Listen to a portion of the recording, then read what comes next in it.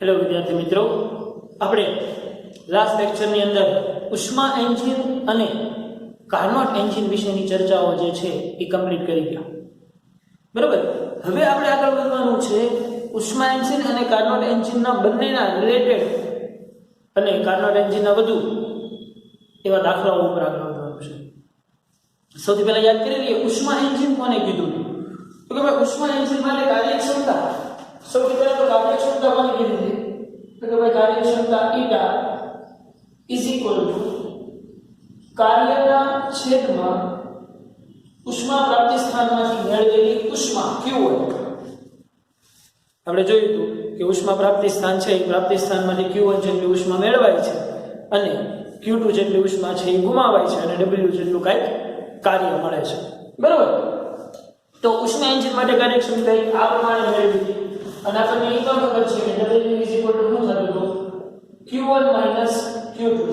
જ્યાં Q1 છે એવું છે ઉષ્મા પ્રાપ્તિ સ્થાનમાંથી મેળવેલી ઉષ્મા અને Q2 જે છે એવું છે ઠારણ વ્યવસ્થામાં વ્યય પામતી ઊર્જા. હવે આની ઉપરથી આપણે ઈટાનું સમીકરણ મેળવ્યું. Eta is equal to 1 minus Q2 upon Q1. મેળવી ગયા કે નહીં? આ સમીકરણ જે છે એ આપણે મેળવી ગયા અને એની ઉપરથી કાર્નોટ એન્જિનની અંદર આપણે સમીકરણ મેળવ્યું. Eta is equal to 1 minus T2 upon T1. અને આની પરથી આપણે કહી શકતા હતા કે Q2 upon Q1 is equal two થશે T2 અપોન T1. જ્યાં T1 અને T2 શું છે? તો કે ભાઈ T1 જે છે અહીં વસ્તુ આપણે લખવી જોઈએ કે T1 જે છે એ ઉષ્મા પ્રાપ્તિ સ્થાનનું તાપમાન છે અને T2 જે છે એ ઠારણ વ્યવસ્થાનું. એટલે ઓબવિયસ વાત છે કે T1 ગ્રેટર ધેન T2 હશે. આ વસ્તુ યાદ રાખી લેવાની. કેમ કે ભાઈ પ્રાપ્તિ સ્થાનમાંથી ઉષ્મા છે એ વધુ મળતી હશે અને ગુમાવાતી ઉષ્મા છે એ કેવી હશે? ઓછી હશે. ઓબવિયસ વાત છે ને. કોઈ એન્જિન જે છે એ વધારે પડતી ઉષ્મા ગુમાવી દે એને મળતી હોય એનાથી વધારે તો એ ગુમાવી ન શકે ને, કેમ કે એને મળતી જ નથી. તો T1 ટેમ્પરેચર જે છે એ વધુ હશે અને T2 ટેમ્પરેચર જે છે જે ઠારણ વ્યવસ્થાનું તાપમાન છે. T1 ક્યાંનું તાપમાન છે? પ્રાપ્તિ સ્થાનનું તાપમાન છે અને T2 જે છે એ ક્યાંનું? ઠારણ વ્યવસ્થાનું તાપમાન છે. એના રિલેટેડ ઘણા બધા દાખલાઓ ગણવાના છે છોકરાઓ. આ સામાન્ય પપ્પુ જેવા સમીકરણોની મદદથી જ ગણવાના છે. એટલે બહુ કેરફુલી ધ્યાન આપી દેજો. ઝડપથી પતી જાય એવા દાખલાઓ છે અને તમે આરામથી ગણી શકો જાતે એવા પણ છે. તો કે ભાઈ 100% કાર્યક્ષમતા ધરાવતા એન્જિન માટે ઠારણ કેન્દ્રનું તાપમાન કેટલું હોવું જોઈએ કે જેનું કાર્યક્ષમતા ઈટા બરાબર 100 હોય? માનો કે ઈટા બરાબર 100 તો ઈટા બરાબર 100% મતલબ ઈટાની વેલ્યુ 1 થઈ તો ઈટા ઇઝ ઇક્વલ ટુ મારી પાસે છે શું છે? 1 minus T2 upon T1. Eta is equal to 1 થાય તો 1 is equal to 1 minus T2 upon T1. આ T2 upon T1 નહીં આવી દઉં. T2 upon T1 is equal to 1 minus 1 એટલે શું થઈ જાય? 0. તો T2 ઇઝ ઇક્વલ ટુ શું આવશે? 0. તો જો ઠારણ વ્યવસ્થાનું તાપમાન આપણી પાસે કાર્નોટ એન્જિન છે એની કાર્યક્ષમતા જો 100% હોય તો ઠારણ વ્યવસ્થાનું તાપમાન T2 = 0 કરી થાય, જે ખરેખર વ્યવહારિક દ્રષ્ટિએ પોસિબલ છે નહીં. આપણે અહીંયા જ વાત કરી હતી ને કે Q2 જે છે એ ક્યારે 0 નહીં થાય, એની જેમ T2 જે છે એ પણ ક્યારેય 0 હશે નહીં. બરાબર. T2 તાપમાન જે છે જેમ Q2 0 ન હોઈ શકે એમ T2 છે એ પણ 0 હોઈ શકે નહીં. તો અહીંયા આવશે આન્સર 0 કેલ્વિન. એની પછી ઉદાહરણ નંબર 84. જો આની જેવા ઘણા દાખલાઓ છે એટલે આ એક દાખલો સરખી રીતે અહીંયા સમજી લો. એક દ્વિપરિમાણિક આદર્શ વાયુનો કાર્નોટ એન્જિનમાં કાર્યકારી પદાર્થ તરીકે ઉપયોગ કરવામાં આવ્યો છે. હવે દ્વિપરિમાણિક છે એટલે F = કેટલા થઈ જશે? 5 થશે.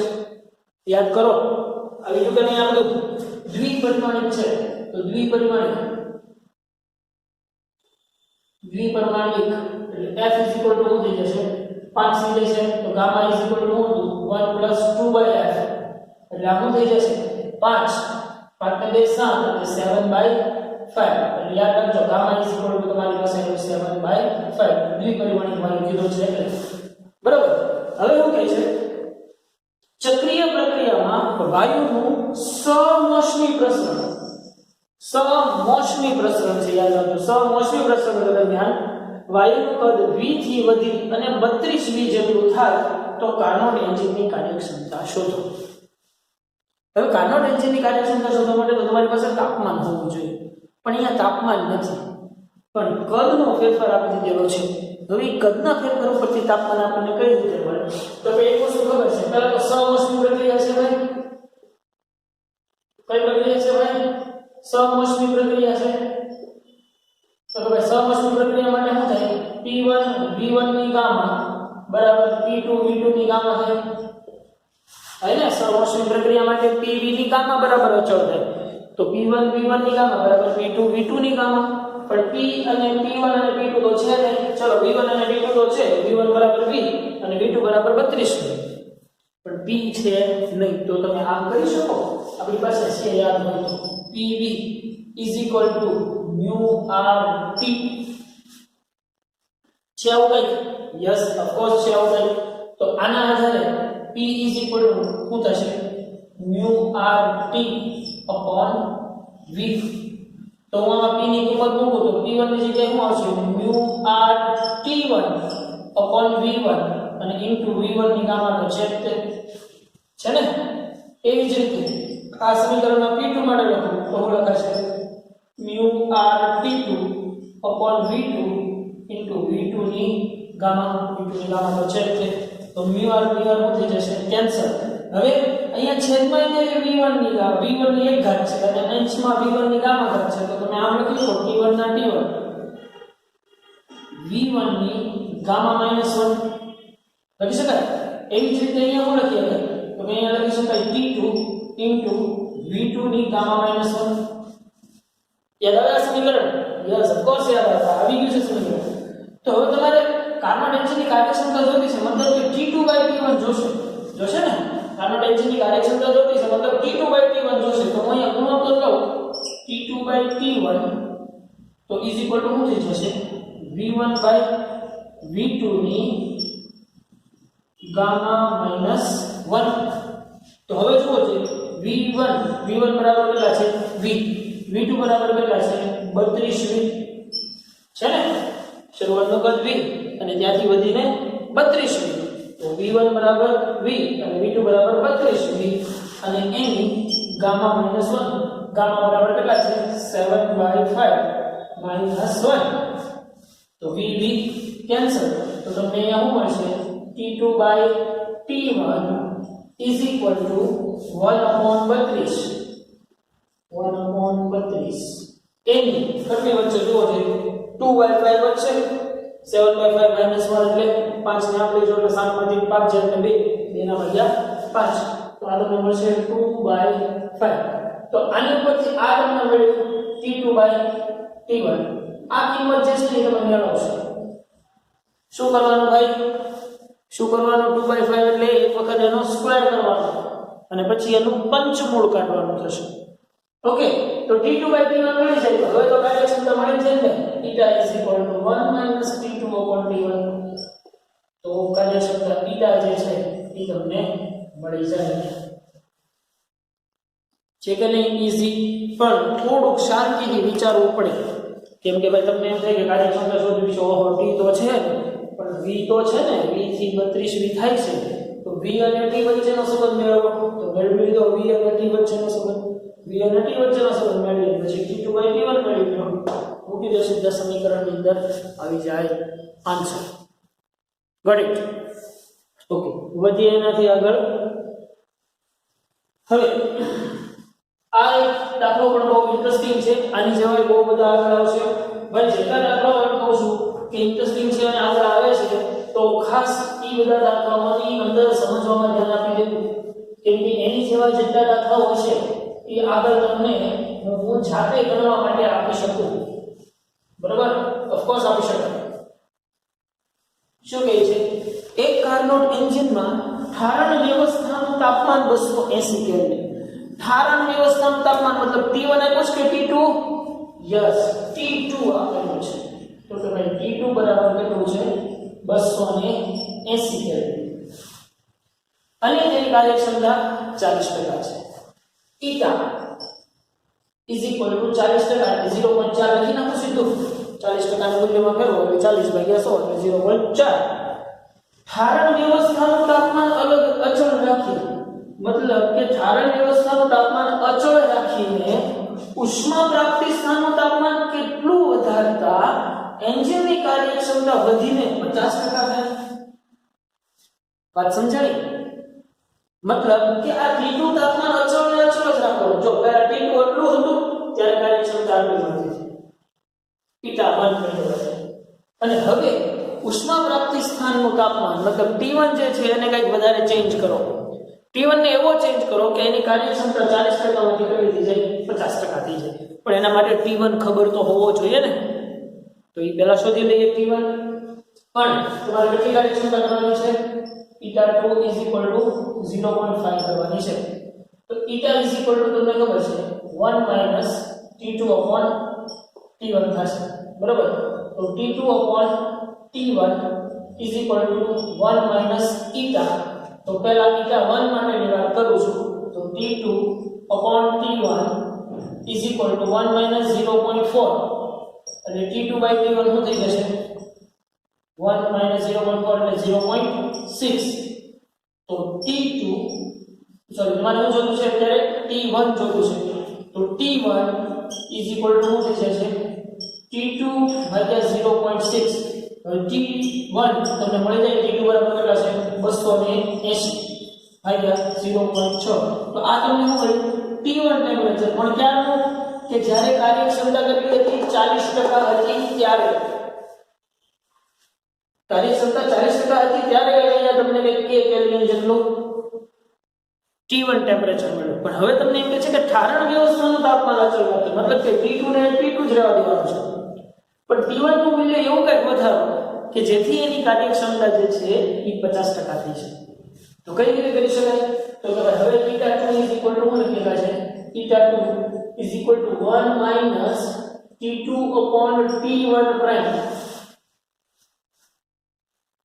પણ અહીંયા એ પણ જો કે કેટલું વધારવામાં આવે છે એમ કહે છે. તો કેટલું તાપમાન કરતા એમ કે કેટલું વધારવામાં આવે છે, મતલબ કે T1 માં કોઈ x જેટલું તાપમાન વધારો ત્યારે T1 માં કોઈ x જેટલું તાપમાન વધારો ત્યારે એ T1 પ્રાઇમ થાય છે. સમજાય છે? કેટલું તાપમાન કેટલું વધારતા મતલબ પેલા મૂળ કેટલું છે એમાં કેટલું વધારીએ તો એની કાર્યક્ષમતા 50% થઈ છે. સમજાણી વાત? યસ. તો હવે eta 2 is equal to શું થઈ ગયું? eta 2 is equal to 1 minus T2 ના T2 upon T1 prime. T1 prime ની જગ્યાએ શું લખેલા છે? T1 plus x. બરાબર? ઓકે. eta 2 ની કિંમત ખબર છે. આ માઈનસ છે, આ બાજુ લેવો એટલે પ્લસ, અને આ પ્લસ છે, બાજુ લેજો એટલે માઈનસ. તો થઈ જાય T2 upon T1 plus x is equal to 1 minus eta. eta કેટલી કરવાની છે? eta 2 કેટલી કરવાની છે? 0.5. તો T2 by T1 plus x is equal to 0.5 થઈ જાય એટલે 1 minus 0.5 એટલે 0.5 જ રહેશે. તો હવે તમે કરી શકો T1 plus x આને અહીંયા લઈ જાઓ અને આને અહીંયા લઈ જાઓ તો મળી જશે T2 by 0.5. તો x આ પ્લસ છે, ઓલી બાજુ જશે એટલે માઈનસ. તો આમાંથી તમારે x જે છે એ મેળવી લેવાનો રહે. x જે છે એ એટલા ડિગ્રી સેલ્સિયસ અથવા તો એટલા કેલ્વિનનો વધારો કરતા તમારી મૂળ કાર્યક્ષમતા કરતા કાર્યક્ષમતા 0.5% સોરી 40% માંથી 50% થાય. આવા ઘણા બધા દાખલાઓ છે. એટલે હું કહું છું તમને એક તાપમાન આપી દીધેલું છે અને બે કાર્યક્ષમતા આપી દીધેલી છે. તો પહેલા તો બીજું તાપમાન શોધી લો. પછી તમને એમ કીધું છે કે ઠારણ વ્યવસ્થાનું તાપમાન અચળ રાખો, મતલબ કે T2 અચળ રાખવાનું છે. આગળનો એક જ દાખલો છે, એની અંદર એમ કે છે કે પ્રાપ્તિ સ્થાનનું તાપમાન અચળ રાખો અને ઠારણ વ્યવસ્થાનું તાપમાન શોધો. તો ત્યારે તમારે T2 શોધવાનું છે. સમજાય છે વાત? આ દાખલો જે છે એને ખૂબ સરખી રીતે સમજી લેજો. એવું લાગે તો આ એક દાખલો રિવાઇઝ કરીને પણ જોજો. ઓકે, તો વધીએ એનાથી આગળ. જો એક કાર્નોટ એન્જિનમાં ઠારણ વ્યવસ્થાનું તાપમાન 300 કેલ્વિન, અહીંયા 280 હતું, અહીંયા 300 કેલ્વિન. કાર્યક્ષમતા 40% છે, અહીંયા પણ 40% હતી. જો આ એન્જિનની કાર્યક્ષમતા 50% કરવી હોય તો ઉષ્મા પ્રાપ્તિ સ્થાનનું તાપમાન અચળ રાખીને, મતલબ કે T1 અચળ રાખવાનું છે. તો પહેલા તો તમે શું કરો છો, T1 મેળવી લો. બરાબર, T1 મેળવી પ્રાપ્તિ સ્થાનનું તાપમાન અચળ રાખીને ઠારણ વ્યવસ્થાનું તાપમાન કેટલું ઘટાડવું જોઈએ. તો તમારે ઘટાડવા માટે આનો સમીકરણ જો અહીંયાથી બાજુ બદલાશે. eta2 1 T2 prime upon T1 થશે. કેમ કે T1 ઉષ્મા પ્રાપ્તિ સ્થાનનું તાપમાન તો કેવું રાખવાનું કહે છે, અચળ રાખવાનું કહે છે. તો પ્રાપ્તિ સ્થાનનું તાપમાન અચળ, મતલબ T1 ને અચળ જ રહેવા દઈએ. બરોબર ને ભાઈ? તો T2 પ્રાઇમ કેટલા થઈ જશે, તો કે T2 પ્રાઇમ પણ તમને એમ કહેશે કે ઠારણ વ્યવસ્થાનું તાપમાન કેટલું ઘટાડવું છે. ઘટાડવું મતલબ કે T2 પ્રાઇમ T2 જેટલું તો હતું જ, -x જેટલું, મતલબ કે કંઈક ઘટાડશું ત્યારે T2 પ્રાઇમ થશે ને. તો હવે ખાલી તમારા θ2 નું સૂત્ર શું થઈ ગયું, θ2 1 T2 - x upon T1.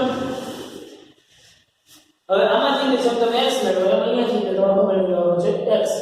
કેટલું ઘટાડવું જોઈએ એવું પૂછે છે. બરાબર, માઇન્ડ વર્ડ ઉપર ભાર આપવો. સમજાણી વાત કે નહીં? તો અહીંયા તમે શું કર્યું, ઠારણ વ્યવસ્થાનું તાપમાન T2 અચળ રાખ્યું હતું અને T1 માં ફેરફાર કર્યો અને એની કાર્યક્ષમતા ચેન્જ થતી. અહીંયા શું કર્યું કે અહીંયા પ્રાપ્તિ સ્થાન મતલબ T1 અચળ રાખ્યો અને ઠારણ વ્યવસ્થાના તાપમાનમાં ફેરફાર કર્યો અને એની કાર્યક્ષમતા બદલાઈ. બરાબર, સિમ્પલ. હવે એનાથી આગળ છે,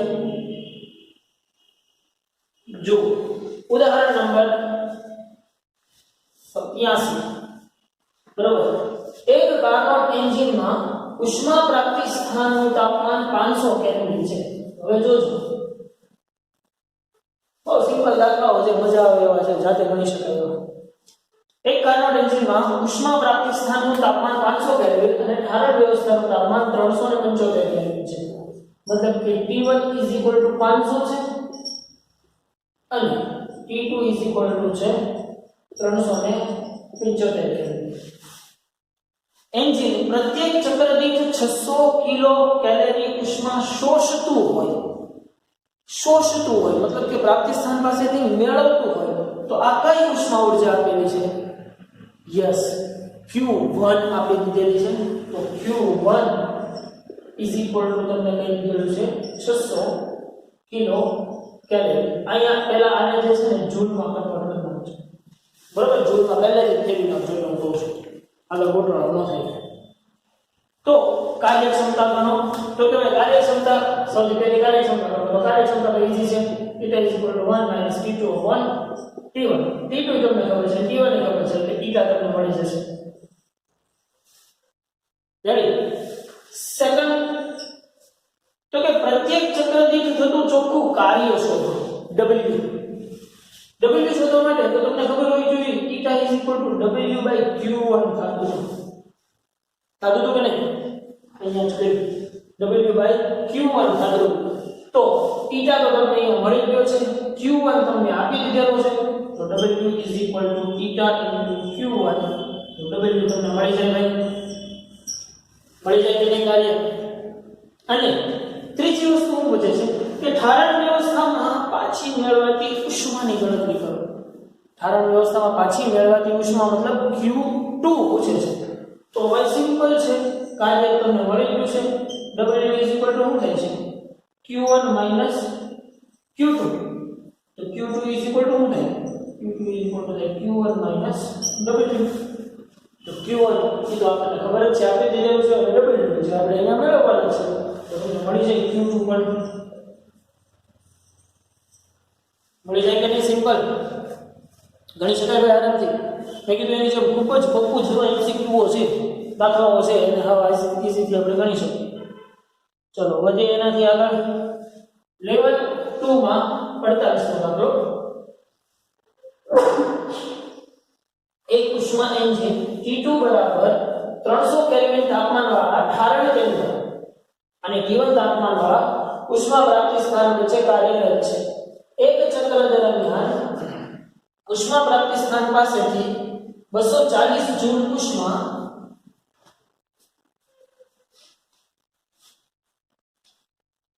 240 જૂલ ઉષ્મા મેળવે છે અને ઠારણ કેન્દ્ર પાસે 120 જૂલ ઉષ્મા મુક્ત કરે છે. તો ઉષ્મા પ્રાપ્તિ સ્થાનનું તાપમાન કેટલું છે? હવે અહીંયા સિમ્પલ વસ્તુ છે, તમને જો T2 આપી દીધેલું છે, કેટલું છે? 300 કેલ્વિન. T1 શોધવાનું છે. Q1 આપી દીધેલું છે, કેટલું છે? 240. અને Q2 આપી દીધેલું છે 120. તો હવે કયો છે? T1 શોધવાનું છે. ઇઝી છે કે અહીંયા જે સૂત્ર જુઓ, કેમ કે eta is equal to 1 minus q2 upon q1 અને eta is equal to 1 minus t2 upon t1. તો તમે સરખાવી શકો કે નહીં? કે t2 upon t1 is equal to q2 upon q1. તો t1 આમાંથી મળી જાય તો મળી જાય. સિમ્પલ જ છે ને? t2 આપી દીધેલું છે, q1 આપી દીધેલું છે, q2 આપી દીધેલું છે. t1 ના સૂત્રમાં કરતા કરી લેવાનું છે. Simple or not? Yes, of course, it's a very simple thing. Then level 2, 300 kelvin અને 600 કેલ્વિન વચ્ચે કાર્યરત કાર્બન એન્જિન એક ચક્ર દરમિયાન 800 જૂલ જેટલું કાર્ય કરે છે.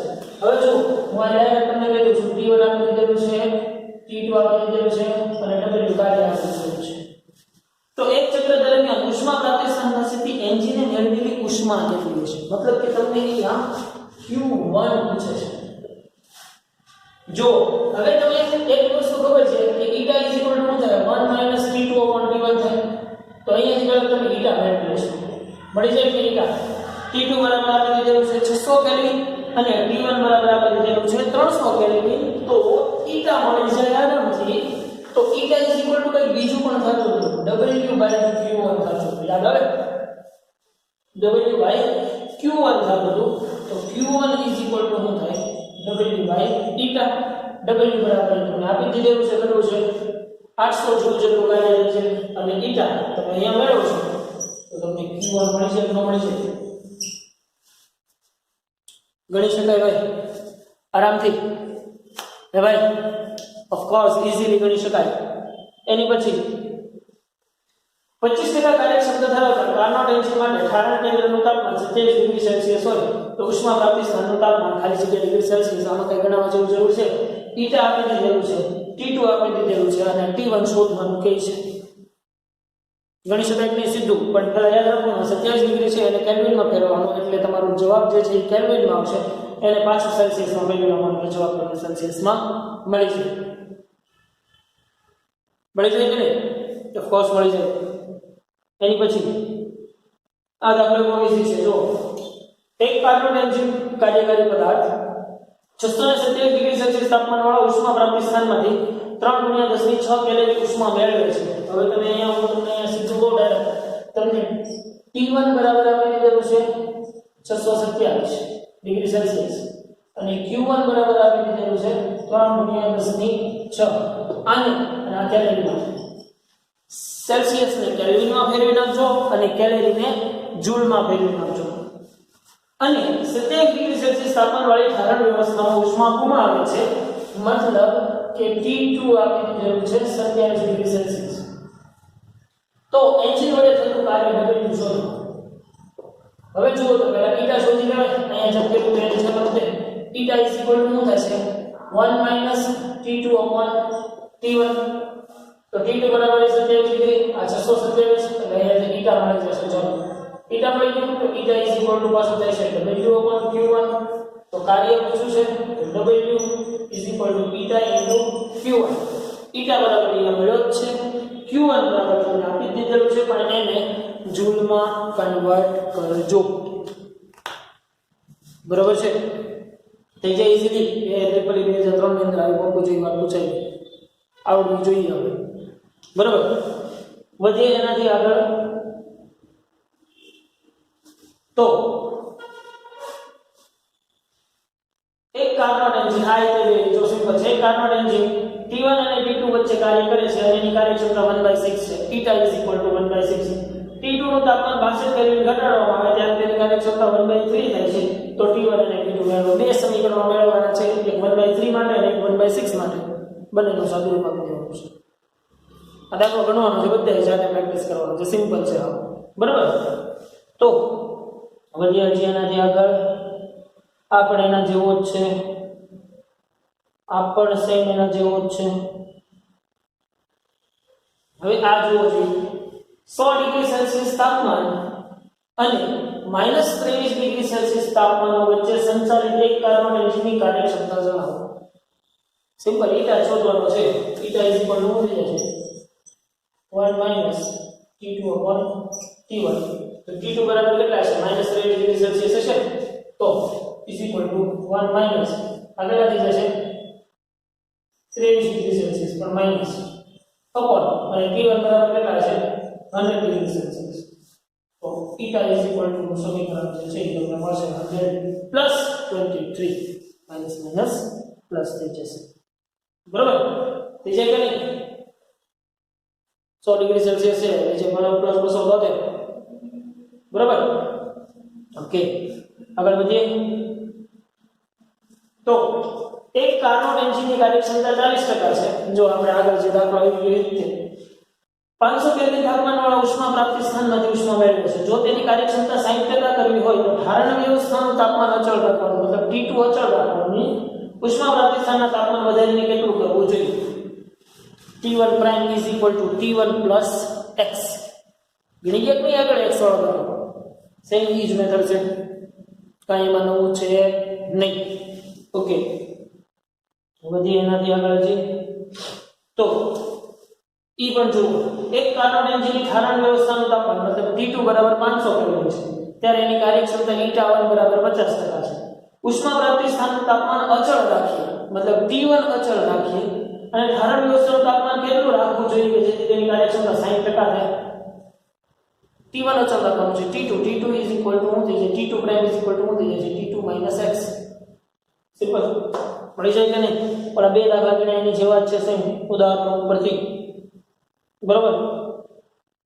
તો આપણે એના જેવો જ છે. જુઓ, એક આદર્શ કાર્નોટ એન્જિન કે જેની કાર્યક્ષમતા 40% હોય તો 500 કેલ્વિન તાપમાને ઉષ્મા મેળવે છે. જો તેની કાર્યક્ષમતા 50% હોય તો તે કેટલા ઉષ્મા તાપમાન મેળવશે? પહેલા T2 મેળવી લેવાનું છે. તો કેટલા તાપમાને ઉષ્મા મેળવશે? મતલબ T1 પ્રાઇમ શોધવાનો છે. બરોબર ને? ખાલી શબ્દોની માયાજાળ છે, બીજું કશું જ છે નહીં. ઓકે, હવે આવી જઈએ બહુ ઇન્ટરેસ્ટિંગ એક દાખલા ઉપર જે 2013 માં પૂછાયેલી વાત.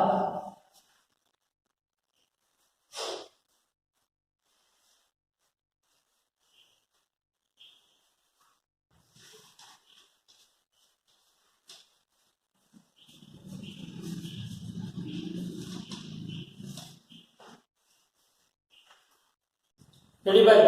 તો વધીએ એનાથી આગળ લેવલ 3 જેઈ 2013 ની અંદર પૂછાયેલી વાત બહુ ઇન્ટરેસ્ટિંગ છે. P વર્સિસ V નો આલેખ આપેલો છે અને તમને એક ચક્રીય પ્રક્રિયા આપી દીધી છે. તો P વર્સિસ V, હવે તમને એટલી ખબર છે ભાઈ, ચક્રીય પ્રક્રિયા માટે હું માત્ર તમને કહેવાની જરૂર ન હોય. ચક્રીય પ્રક્રિયા માટે આંતરિક ઊર્જાનો ફેરફાર શું થઈ જાય? 0. કાર્ય શું થઈ જશે? ઘેરાયેલું ક્ષેત્રફળ. અહીંયા ઘેરાયેલું ક્ષેત્રફળ કેટલું થઈ? અહીંયા કાર્ય કેટલું થઈ જશે? P0 V0 થઈ જશે.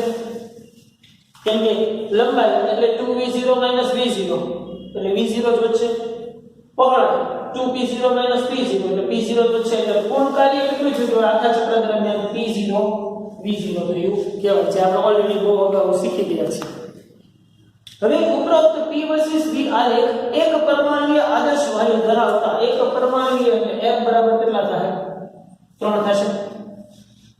તો તમને અહીંયા ગણતરી કરાવી દઉં પહેલા.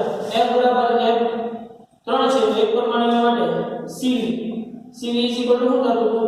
Fr/2 થતું હતું. તો CV = શું આવ્યું કહેવાય? 3r/2 આવ્યું કહેવાય. એવી જ રીતે Cp ની વેલ્યુ મેળવી. તો Cp = યાદ હોય તો Fr/2 + r થતું હતું. તો Cp = કેટલું કહેવાય? F બરાબર 3 અને 3 એટલે 5. એટલે 5r/2 થઈ ગયો। તો ચલો CPCV ની વેલ્યુ મળી ગઈ। હવે પૂછે છે હું એન્જિન માટેની ચક્રીય પ્રક્રિયા દર્શાવી છે, તો એક ચક્રીય પ્રક્રિયા દરમિયાન ઉષ્મા પ્રાપ્તિ સ્થાનમાંથી મેળવેલી ઉષ્મા ઊર્જા શોધો। હવે અહીંયા કુલ 4 પ્રક્રિયા થાય છે। જોજો, 2 અચળ દબાણે થાય છે અને 2 અચળ કદે થાય છે। અહીંયાથી ચાલો તો આ અચળ દબાણે કરીએ, આ અચળ કદે, આ અચળ દબાણે, આ અચળ કદે, કુલ 4 પ્રક્રિયા છે। પણ તમને અહીંયા હું કીધું છે કે એક ચક્રીય પ્રક્રિયા દરમિયાન ઉષ્મા પ્રાપ્તિ સ્થાનમાંથી મેળવેલ ઉષ્મા મેળવે છે કેટલીમાં? અડધી પ્રક્રિયા દરમિયાન, મતલબ કે કોઈ 2 પ્રક્રિયા દરમિયાન ઉષ્મા મેળવશે અને બાકીની 2 પ્રક્રિયા દરમિયાન ઉષ્મા જે છે એ ગુમાવશે। તો સૌથી પહેલી પ્રક્રિયા જે છે એ માનો કે હું લઉં અચળ દબાણ પ્રક્રિયા, અચળ દબાણ। તો કે અચળ દબાણ પ્રક્રિયા માટે Q અથવા તો ડેલ્ટા Q માં થતો ફેરફાર ઇઝ ઇક્વલ ટુ શું થતું હતું? મ્યુ Cp ડેલ્ટા T થતું હતું। યાદ આવે કે નહીં? Mu Cp delta T molar વિશિષ્ટ ઉષ્મા ઉપરથી આપણે મેળવ્યું હતું। Mu Cp delta T, Cp is equal two આમ થાય છે, Cp ઇઝ ઇક્વલ ટુ થાય છે 5r/2 ડેલ્ટા T, બરાબર। તો હવે 5/2 ને ઘડી બહાર કાઢી નાખો, 5/2 તો આ થઈ ગયું મ્યુ r ડેલ્ટા T। તો મ્યુ r ડેલ્ટા T તો તમે આમ લખો T delta V is equal two mu r delta T। પણ અહીંયા તો જો દબાણ જે છે એ કેવું છે? અચળ છે। કેટલું છે? 2p0 છે। તો આની બદલે શું લખી શકશો? 2p0 v0 is equal two mu r delta T। કેમ v0? કેમ કે v શું થાય છે? v0 થી 2v0 થાય છે, એટલે ઈ તફાવત કેટલો આવશે? 2v0 v0 એટલે v0 થઈ જશે।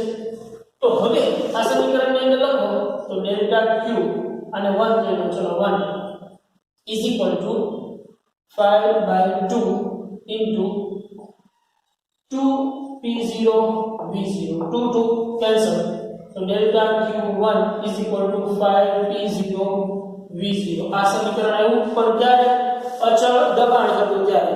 હવે જો એની વાત કરું અચળ કદે પ્રક્રિયા, અચળ કદે પ્રક્રિયા, તો કદનો ફેરફાર 0 છે એટલે કાર્ય 0 થવાનું છે અહીંયા। તો સીધું થઈ જશે q2 delta q2 is equal two mu cv delta t। cv બરાબર કેટલા છે? 3r/2, તો 3/2 ને બાદ કરી નાખો તો મ્યુ r ડેલ્ટા t। તો મ્યુ r ડેલ્ટા t એટલે શું થઈ જશે? t0 v0, તો delta q2 is equal two 3/2 p0 v0। તો આ q2 હવે જો આ ખાલી 2 પ્રક્રિયા દર્શાવી છે, એક આ અને એક આ। કેમ કે ઈ દરમિયાન ઉષ્મા શોષે છે, અહીંયા તમને ઉષ્મા પ્રાપ્ત, આ દરમિયાન ઉષ્મા શોષાતી છે અને આ દરમિયાન ઉષ્મા જે છે એ ગુમાવાતી છે। યાદ રાખજો કે ખાસ આ વાત। તો કુલ q1 કેટલો થયો? તો કે કુલ q1 જે છે ને એ delta q1 plus delta q2 જેટલું થયું। તો ડેલ્ટા q1 બરાબર કેટલો છે? તો કે 5p0 v0 પ્લસ આ કેટલો છે? 3/2 p0 v0। તો p0 v0 ને કોમન લઈ લો તો શું વધે? 5 પ્લસ 3/2, તો આ થઈ જશે 13/2 p0 v0। આ તમને મળ્યું q1 મળ્યું। તો તમારો આન્સર શું આવશે? 13/2 p0 v0। હવે એક દાખલો જે છે એ સેમ આની જેવો જ છે, પણ એક ખાલી મુદ્દાનો એક ફેર છે ઈ કે અહીંયા જુઓ આકૃતિમાં દર્શાવ્યા મુજબ હિલિયમ વાયુ ABCDA, હિલિયમ એટલે એક પરમાણુ વાયુ માર્ગ ચક્રીય પ્રક્રિયા અનુભવે છે અને P વર્સિસ V નો આલેખ દર્શાવ્યો છે। 2 સમદાબી અને 2 સમકદી રેખાઓ ચક્રીય પ્રક્રિયામાં કાર્યક્ષમતા આશરે ખાલી જગ્યા અને વાયુને આદર્શ વાયુ તરીકે ધારો। અહીંયા તમને કાર્યક્ષમતા ઈટા શોધવાની કીધી છે। ઈટા કઈ રીતે શોધાય જુઓ છો તો કે ભાઈ ઈટા ઇઝ ઇક્વલ ટુ શું થાય છે? 1 માઈનસ q2 upon q1 થાય છે, બરાબર। તો અહીંયા 2 પ્રક્રિયાઓ જે છે એમાંથી કોઈ એક પ્રક્રિયા એક ભાગ દ્વારા ઉષ્મા શોષાતી હશે અને બીજા ભાગ દ્વારા ઉષ્મા જે છે એ ગુમાવાતી હશે. એટલે જેમ તમે અહીંયા Q1 મેળવી લીધું છે એમ જ તમે Q2 મેળવી લો તો Q1 by Q2 કરો એટલે ઈટા મળી જાય સિમ્પલ. બધાએ ફરજિયાત જાતે ટ્રાય કરવાનો છે. getting my point or not? getting? બધાએ ફરજિયાત આ દાખલો છે એ જાતે ટ્રાય કરવાનો છે. બરાબર? તો હોમવર્ક જે છે એ આ જો આપણે લખેલું આ દાખલો જે છે એ 40% 50% જે આપણે ઓલરેડી અગાઉ ગણી ચૂક્યા છે. ચલો ઝડપથી બધા હોમવર્ક જે છે એ પહેલા નોંધી લઈએ. હોમવર્કની અંદર CTP નંબર 113, ઉદાહરણ નંબર 84, ઉદાહરણ નંબર 85, ઉદાહરણ નંબર 86, 87, ઉદાહરણ નંબર 86, 87. હવે લેવલ 2 નંબર 48, 49, 50, 51, 52, 53, 54, 55, 56, 57, 58. લેવલ 3 એમાં MCQ number 23, level 3 number 24, level 3 number 25 અને CTP નંબર 114 અને ટેક્સ એક્સરસાઇઝ નંબર 7. આપણે એક લેક્ચર જે છે એ આખા ચેપ્ટરની એક્સરસાઇઝનો એક આપણે અલગથી ગોઠવશું જેથી કરીને ઈબાને ઝડપથી આપણે બધી થિયરી રિવાઇઝ થઈ જાય અને એની ટેક્સ એક્સરસાઇઝો પણ આપણે ખૂબ સારી રીતે ગણી શકીએ. બરાબર? પણ આ દાખલો જે છે એ થઈ શકે એવું છે પણ દર મિનિટે છે અને દર મિનિટમાંથી દર સેકન્ડમાં કન્વર્ટ કરી નાખવાનું. બરાબર? થાય તો કરવાનું, અધરવાઇઝ હું કરાવવાનો છું એક્સરસાઇઝ, ડોન્ટ વરી. તો આટલી વસ્તુ જે છે એ તમારે હોમવર્કની અંદર વન ટાઈમ રહેશે. ઓકે ભાઈ, તો આજના લેક્ચરની અંદર રાખીએ છીએ આપણે અહીંયા સુધી. મળીએ પાછા નેક્સ્ટ લેક્ચરથી.